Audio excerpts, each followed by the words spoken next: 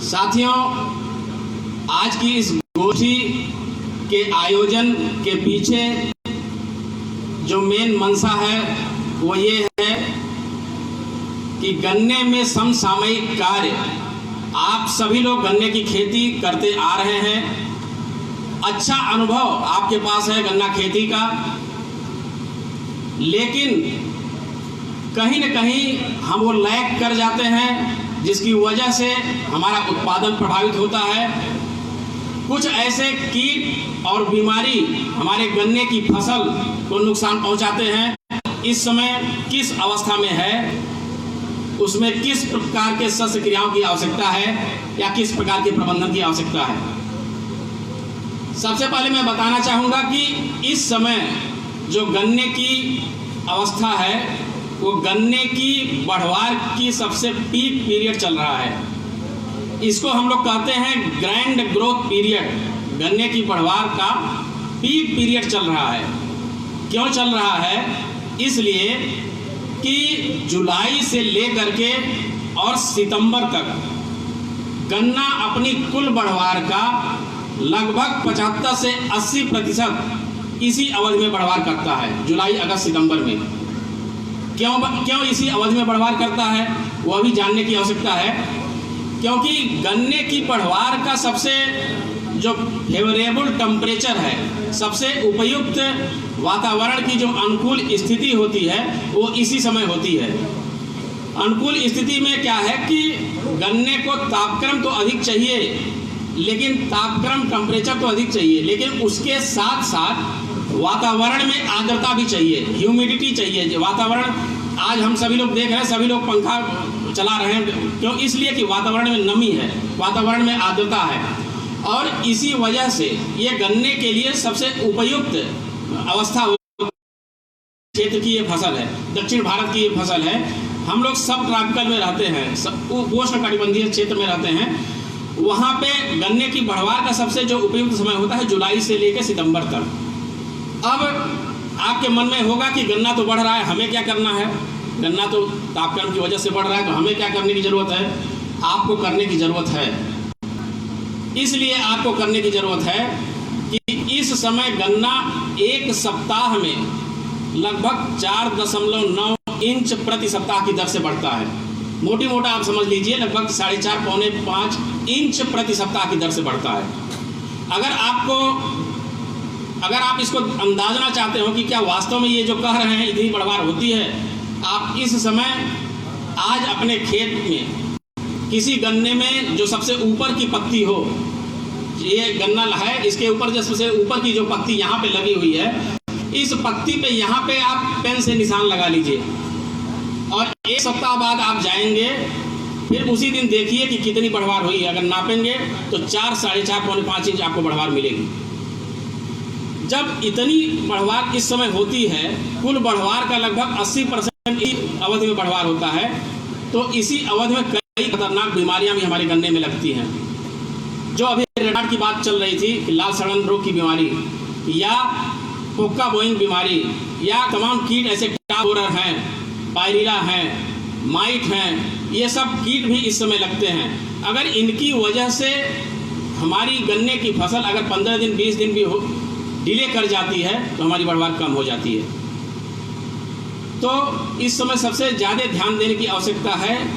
जो सबसे burning topic चल रहा है गन्ने का लाल सड़न रोग, उसके लक्षण भी इस है। अगर वह लाल सड़न रोग से संक्रमित है तो बुआई के 1-1.5 महीने जब वो जमाव होता है, जमाव के बाद ही उसके लक्षण दिखाई पड़ने लगेंगे। वो लक्षण कैसे दिखाई पड़ते हैं आप ये जान लीजिए। गन्ने की पत्तियां जो होती हैं, गन्ने की पत्तियों की जो मध्य सिरा होती है, ये पत्ती होती है, और इस पत्ती का जो मध्य सिरा होता है बीच में, इस मध्य सिरा पे लाल लाल धब्बे दिखाई पड़ने लगते हैं। कई और कारणों से भी इस गन्ने की पत्ती के बीच में लाल लाल धब्बे दिखाई पड़ेंगे, लेकिन जब लाल सड़न रोग के कारण गन्ने की पत्तियों पे लाल धब्बे दिखाई पड़ते हैं, तो जहाँ से पत्तियाँ लगी होती हैं, तने में यहाँ से पत्तियाँ लगी हैं, तो यहीं से जो पत्ती लगी, यहीं से लाल लाल धब्बे दिखाई पड़ने से जो पत्ती यहाँ पे फैली हुई है, मेरी बात समझने का प्रयास करिएगा। गन्ने की पत्ती यहाँ से लगी हुई है और इस पत्ती यहीं से लाल लाल धब्बे दिखाई पड़ने लगेंगे जब लाल सड़न रोग के लक्षण दिखाई पड़ेंगे तो। और इस पत्ती की जो मध्य सिरा होती है, मध्य सिरा के दोनों तरफ, मतलब पत्ती के ऊपरी हिस्से में और पीछे वाले हिस्से में, दोनों में लाल लाल दिखाई पड़ेगा। जब इस तरह का आपको दिखाई पड़े तो आप समझिए कि हमारे गन्ने में लाल सड़न रोग आ गया है। अब कई बार कंफ्यूजन होता है, कई बार फोटो किसान भाइयों के आते हैं कि गन्ने की पत्ती के बीच में भी कई जगह लाल लाल धब्बे दिखाई पड़ते हैं। तो वो इस वजह से होता है कि कोई कीड़ा आया और बीच में खा करके फिर चला गया, तो वो लाल सड़न रोग का लक्षण नहीं है। लाल सड़न रोग का लक्षण ये है, पहला तो ये कि आप जानिए कि ये बीज जनित बीमारी है, सीड बॉर्न डिजीज है, और संक्रमित बीज की अगर आप बुआई करते हैं तो महीने 2 महीने बाद ये लक्षण दिखाई पड़ता है।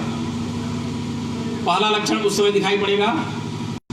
दूसरा लक्षण जो दिखाई पड़ता है, जुलाई और अगस्त के महीने में इसका लक्षण दिखाई पड़ता है। इस समय अगर आप ध्यान से देखेंगे तो वो दिखाई पड़ता है कि गन्ने की ऊपर की जो तीसरी और चौथी पत्ती होती है, सबसे ऊपर की जो तीसरी पत्ती होगी या चौथी पत्ती होगी, वो पत्ती एक किनारे से या कभी कभी दूसरे किनारे से सूखनी प्रारंभ होती है। सूखनी भी कैसे प्रारंभ होगी? सबसे पहले पत्तियां पीली पड़नी शुरू हो जाती हैं, और पीली पड़नी जब शुरू होती हैं तो किस तरीके से पीली पड़ती हैं उसको भी थोड़ा सा आपको ध्यान देने की जरूरत है। ये पत्ती है और पत्ती का एक किनारा ये है और पत्ती का दूसरा किनारा ये है। इन दोनों किनारे से सूखनी शुरू होगी यहाँ पे, और आप देखेंगे कि जो मध्य सिरा है, मध्य सिरा के किनारे किनारे हरा रहेगा। जो पत्ती की मध्य सिरा है उसके किनारे हरा रहेगा। पत्ती के दोनों किनारे से सूखनी प्रारंभ होगी, और जब ऊपर से पत्ती की नुकीली ऊपरी हिस्सा जो सबसे नुकीली होता है, इतना पीला पड़ने के बाद फिर ऊपर से सूखनी शुरू होती है। धीरे धीरे पूरी पत्ती सूख जाती है। मेरी बात आपको समझ में आ रही है आप सभी लोगों को?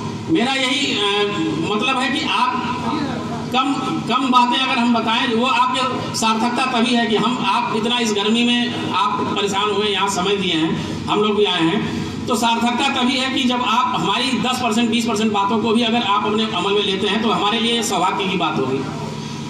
तो ये लक्षण आपको जुलाई और अगस्त के महीने में ये दिखाई पड़ेगा। इस तरीके से अगर लक्षण आपको दिखाई पड़े तो आप समझ जाइए कि लाल सड़न रोग के लक्षण आ गए हैं। धीरे धीरे तीसरी और चौथी पत्ती पूरी सूखने लगे, पूरा अगला सूखने के बाद गन्ना सूख जाता है। और जब आप गन्ने के तने को फाड़ते हैं तो गन्ने के तने को जब आप फाड़ेंगे तो उसमें अंदर का जो गूदा होता है वो लाल हो जाता है, और लाल होने के साथ साथ बीच में सफ़ेद सफ़ेद धब्बे दिखाई पड़ते हैं। यही लाल सड़न रोग का मुख्य निदान सूचक लक्षण है। कई और कारण से कई ऐसे बेधक कीट हैं जो गन्ने के तने के अंदर घुस जाते हैं। वो ऊपर की तरफ कुछ दूर तक खाते हुए जाते हैं या नीचे की तरफ खाते हुए आते हैं, तो उस कारण से भी लाल हो जाता है। लेकिन उस लालिमा में और लाल सड़न रोग के कारण जो लाल होता है, उन दोनों में अंतर है जो मैंने आपको बताया। लाल सड़न का जब होगा तो गूदा लाल हो जाएगा, जगह जगह सफ़ेद धब्बे दिखाई पड़ते हैं, और उसमें से सिरके जैसी एक महक आती है।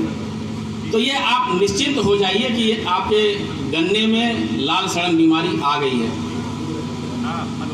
इसके अलावा एक लक्षण और आपको दिखाई पड़ता है। गन्ने की जो गांठ होती है, बाद वाली स्थिति में गन्ने की गांठों में जो रूट जोन होता है, जहाँ से जड़ें निकलती, गांठों से जड़ें निकलती हैं, जब लाल सड़न रोग लग जाएगा तो उन गांठों से भी छोटी छोटी जड़ें निकलने लगती हैं। एक चीज़ मैं और यहाँ पे बता दूँ कि लाल सड़न रोग का जो प्राथमिक संक्रमण है, सबसे पहला संक्रमण है वो बीज के द्वारा होता है, और द्वितीयक संक्रमण जो होता है वो मृदा के द्वारा होता है या फिर जल के द्वारा होता है। जब शुरुआती लक्षण मैंने आपको बताया कि अगर आपने संक्रमित बोया है, शुरुआती लक्षण 1-1.5 महीने बाद आ गया है, तो जो द्वितीयक लक्षण है जुलाई अगस्त में, उससे पानी के द्वारा जो ये गन्ने की गांठों गांठें होती हैं उनके माध्यम से ये अंदर प्रवेश कर जाता है और फिर गन्ने को प्रभावित कर देता है। तो जैसे ही ये लस्सी या फावड़े से जैसे भी हो जड़ सहित आप उखड़वा करके और प्रति गड्ढे में 10 से 20 ग्राम आप ब्लीचिंग पाउडर जरूर आप वहाँ पे डाल दें। अगर संभव हो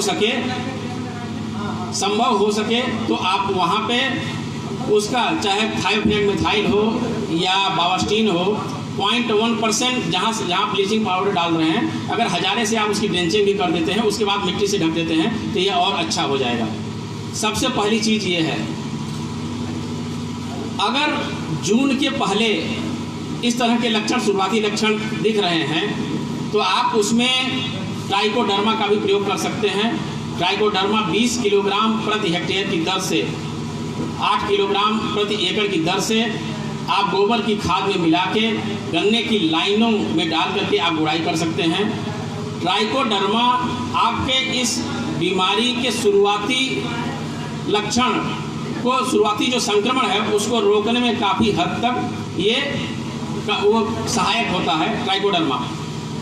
हाँ, ये सही है, आपने पत्ती ला दिया है तो मैं ये देखिए यहाँ पे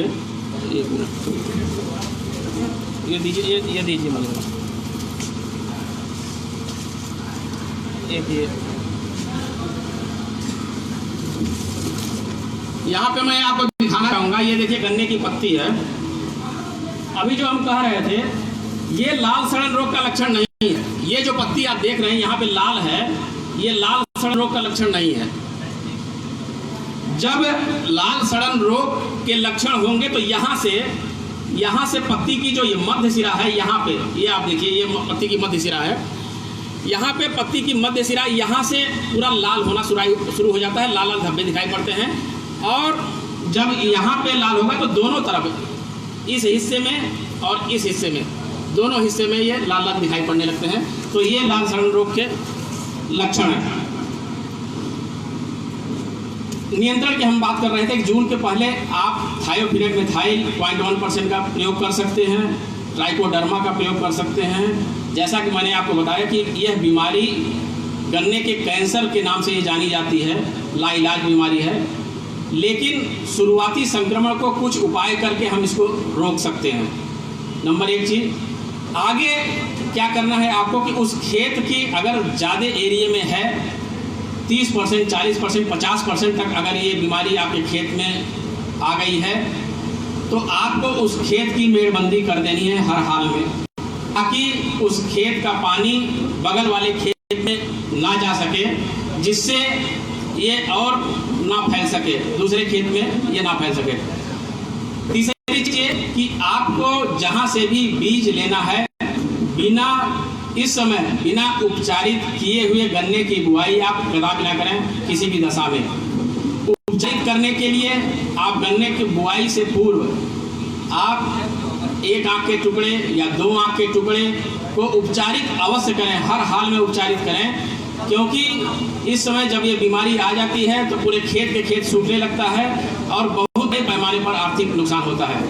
उपचारित करने की बात करें, अगर हम बावास्टीन के 0.1% घोल में अगर उपचारित करते हैं तो 100 से 112 लीटर पानी लेकर के 112 ग्राम बावास्टीन लेकर के 1 आंख के या 2 आंख के टुकड़े को कम से कम 10 मिनट तक उसमें डुबोएं, उसके बाद ही गन्ने की हम बुआई करें। इसके अलावा एक और अच्छी मशीन आ गई है, STD मशीन आ गई है, सेट ट्रीटमेंट डिवाइस। बहुत वो वैक्यूम प्रेशर से, उसे गर्म नहीं किया जाता, वैक्यूम प्रेशर से उसके अंदर गन्ने के कटे हुए दोनों सिरों पे उसमें दवा डाली जाती है, जिससे बीज उपचारित बहुत अच्छी तरीके से हो जाता है और हमारा बीज आप रोग मुक्त हो जाता है और उस तरीके से आप गन्ने की बुआई कर सकते हैं।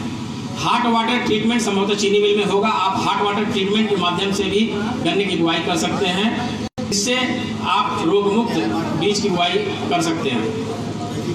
दूसरी चीज एक और मैं बताना चाहूँगा कि जिस खेत में आपका ये लाल सड़न रोग लग गया है, उस खेत में आप अगले साल गन्ने की बुआई उसमें कभी कदापि ना करें, क्योंकि जो इसका रोगजनक होता है, इसका पैथोजन होता है, वो बिना होस्ट के, मतलब इसका होस्ट तो गन्ना है, बिना होस्ट के केवल मिट्टी में ये लगभग 6 महीने तक सक्रिय अवस्था में रहता है। तो आप इसको तुरंत उस खेत में गन्ने की बुआई कदापि ना करें, कोई और फसल आप ले लें, उसके बाद गन्ने की आप बुआई उसमें करें। बीज की बात है, ये जो 0238 बहुत ही मैजिक वैरायटी ये रही है किसान के लिए भी और चीनी मिलों के लिए। लेकिन चूंकि अब इसमें बीमारी आ गई है तो अब आवश्यकता इस बात की है कि हम इसकी जगह पे और गन्ने की नई किस्में लगाएं। बहुत सी ऐसी नई किस्में हैं जिनको आप लगा करके पैदावार प्राप्त कर सकते हैं। मैं कुछ किस्मों की आपसे चर्चा करूंगा जो अभी हाल ही में साल भर पहले रिलीज हुई हैं। 2-3 वैरायटियाँ अर्ली में जो अगेती किस्मों में जो 2-3 किस्में हैं, आप उनकी बुआई करें। ये रेड राट से आपको बचाने में मददगार होंगी। रेड राट रेजिस्टेंट ये वैरायटियाँ हैं, इनके अंदर रोग प्रतिरोधक क्षमता है लाल सड़न रोग के प्रति। उसमें गन्ना शोध संस्थान शाहजहाँपुर से एक वैरायटी अभी रिलीज हुई है, कोसा 13235। आप लोगों ने नाम सुना होगा इसका, कोसा 13235। अगेती किस्म में बहुत अच्छी वैरायटी है, उपज के मामले में भी और चीनी पत्ते के मामले में भी। कुछ किसान भाइयों के पास होगी ये वैरायटी। अभी अक्टूबर में, सितंबर-अक्टूबर में जो आवंटन होगा गन्ना विकास परिषदों के माध्यम से आवंटन होगा, उसके माध्यम से भी आप प्राप्त कर सकते हैं। ये चूँकि पिछले साल ही अभी रिलीज हुई थी तो बहुत कम मात्रा में बीज इसका था हमारे गन्ना शोध संस्थान में, लेकिन इस वर्ष अब पर्याप्त मात्रा में हो गया है।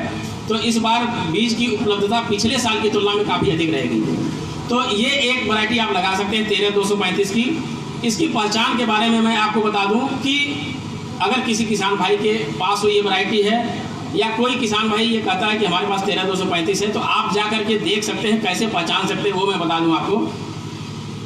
13235 का गन्ना अगर इस समय आज के डेट में अगर आप देखेंगे तो जो उसका पत्र कंचुक जो लीफ सीथ जो होता है, लीफ सीथ उसको कहते हैं। गन्ने की पत्ती का जो हिस्सा, ये देखिए गन्ने की पत्ती है ये, और गन्ने की पत्ती का जो हिस्सा इस तने से चिपका होता है उसको हम लीफ सीथ कहते हैं, पत्र कंचुक कहते हैं। ये जो पत्ती का हिस्सा इससे चिपका होता है। तो 13235 का अगर आप देखेंगे तो उस पर इस समय आपको लाल लाल धब्बे दिखाई पड़ते हैं। ये इसका जेनेटिक कैरेक्टर है, 13235 का जेनेटिक कैरेक्टर है। यहाँ पे लाल लाल धब्बे इसमें आपको दिखाई पड़ेंगे। नंबर 1 चीज, इसका गन्ना जो होता है वो गोलाकार ना होकर के चपटा होता है।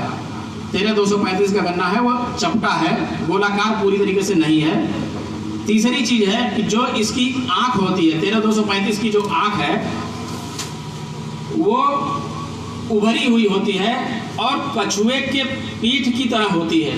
कछुआ जो होता है, कछुए के पीठ की तरह इसकी आंख होती है, इसकी बट जो होती है। तो ये 2-3 चीज़ें हैं जिनको देख करके आप पहचान सकते हैं कि ये वास्तव में 13235 गन्ना है। मैं बताऊंगा, मैं नाम नहीं लूँगा। अभी कुछ दिन पहले फेसबुक पे एक किसान ने डाला था कि हमारे पास 8 एकड़ 13235 गन्ना है, और ये हो गई करीब साल भर पहले की बात। और जबकि जहाँ से ये वैरायटी निकली है शाहजहाँपुर गन्ना शोध संस्थान से, 8 एकड़ गन्ना वहाँ नहीं था। तो मैं खोजते खोजते सोशल मीडिया पे उनसे संपर्क किया कि आप बीज कहाँ से लिए थे, आप फोटो डालिए। फिर उन्होंने कहा कि हमने फला जगह, हमने कहा कि यहाँ से वैरायटी निकली, आप फोटो डालिए। हमने कहा 13235 है ही नहीं, आप क्यों अन्य किसानों को मिसगाइड कर रहे हैं। 13235 के नाम पे, नई वैरायटी के नाम पे आदमी दौड़ता है, वो तो बाद में पता चलेगा ना, वो एक एक आंख का टुकड़ा काट के दे देंगे, बाद में पता चलेगा ये तो दूसरी वैरायटी है। तो इसलिए मेरा आज यहाँ इस गोष्ठी में बताने का एक ये भी मकसद है कि आपके दिमाग में अगर ये हो तो आप इन लक्षणों से भी गन्ने की किस्म जो है 13235 को आप पहचान सकते हैं। दूसरी जो गन्ने की किस्म है ये भी अभी पिछले साल ही निकली हुई है। लखनऊ भारतीय गन्ना अनुसंधान संस्थान लखनऊ की वैरायटी है, कोलख 14201 अगेती किस्म है। बहुत ही अच्छी किस्म है। चाहे आप इसकी टिलरिंग की बात करें, पेड़ी की बात करें, राइटूनिंग एबिलिटी, इसकी पेड़ी की क्षमता बहुत।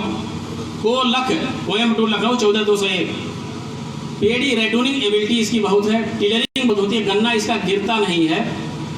तो इसको भी आप लगा सकते हैं, चाहे उपज की बात हो या चीनी पत्ते की बात हो, दोनों मामले में ये वैरायटी अच्छी है। जो नई गन्ने की किस्में हैं उनमें ये काफ़ी बेहतर है। तीसरी जो हाँ, इसकी पहचान आपको बता दें हम, कोलक 14201 की पहचान आपको बता दें। जब आप देखेंगे इसके गन्ने को तो इसकी पत्तियां अधिकतर खड़ी खड़ी रहती हैं। जब आप लोग 84-36 आप पहले लगाते रहे होंगे तो 84-36 की पत्तियां जिस तरीके से खड़ी खड़ी रहती हैं उस तरीके से कोलक 14201 की गन्ने की वैरायटी की पत्तियां खड़ी खड़ी रहती हैं।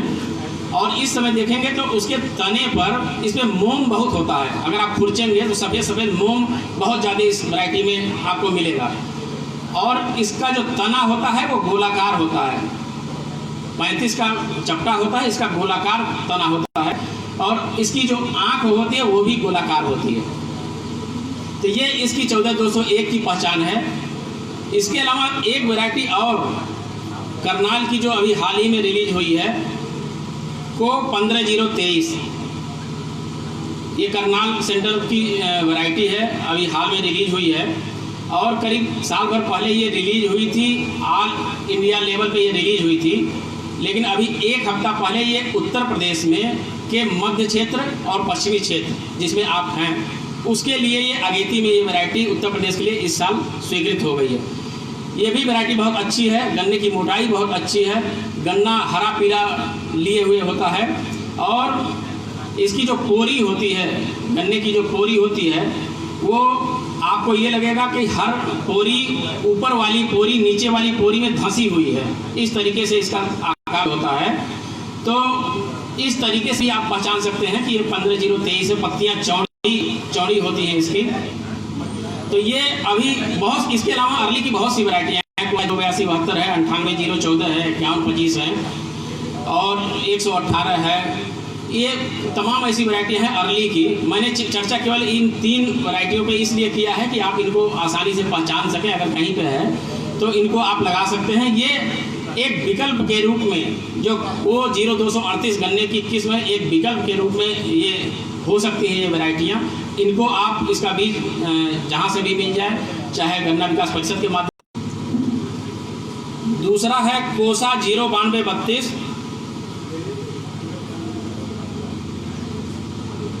एक है कोसा 08279।